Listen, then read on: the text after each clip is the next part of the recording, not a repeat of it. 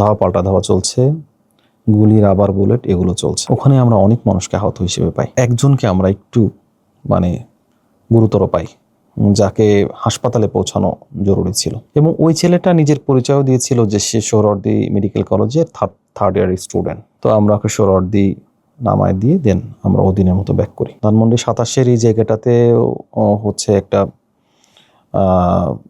ভালো রকম আন্দোলন হয়েছিল এবং ওইখানটাতে আমরা কয়েকজন আহত পেয়ে যাই। ওখান থেকে আমরা সামনে আগাই,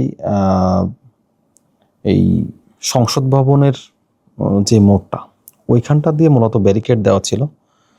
ওখানে মূলত সরকার দলীয় লোকজনেরই অবস্থান ছিল বেশি, অনেক মানুষ ছিল। তো ওখানেও আমাদেরকে থামানো হয়। আমরা পরে প্রাথমিকভাবে চিকিৎসক এগুলো শুনে দেন ছেড়ে দেয়।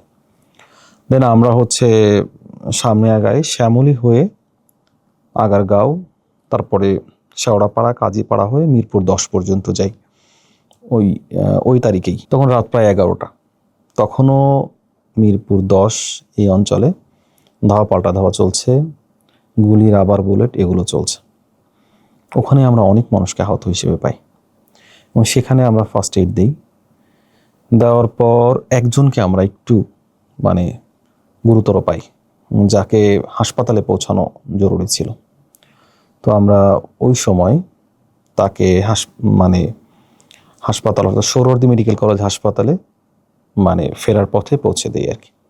এবং ওই ছেলেটা নিজের পরিচয়ও দিয়েছিল যে সে সোহরাওয়ার্দী মেডিকেল কলেজের থার্ড ইয়ার স্টুডেন্ট, এমন পরিচয় দিয়েছিল। তো আমরা ওকে সোহরাওয়ার্দী নামায় দিয়ে দেন আমরা ওদিনের মতো ব্যাক করি।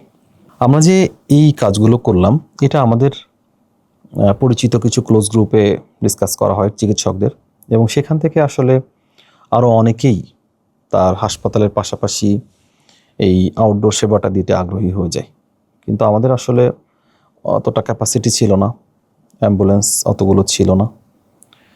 19 তারিখে ডক্টর আলী আফতাব উনি আমাদেরকে আরও 3টা অ্যাম্বুলেন্স জোগাড় করে দেন এবং ডক্টর তানিম উনি একটা অ্যাম্বুলেন্স জোগাড় করান।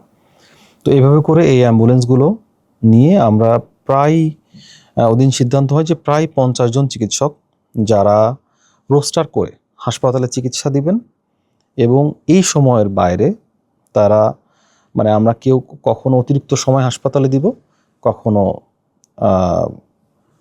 আমরা আন্দোলনকারীদেরকে চিকিৎসা সেবা দিব।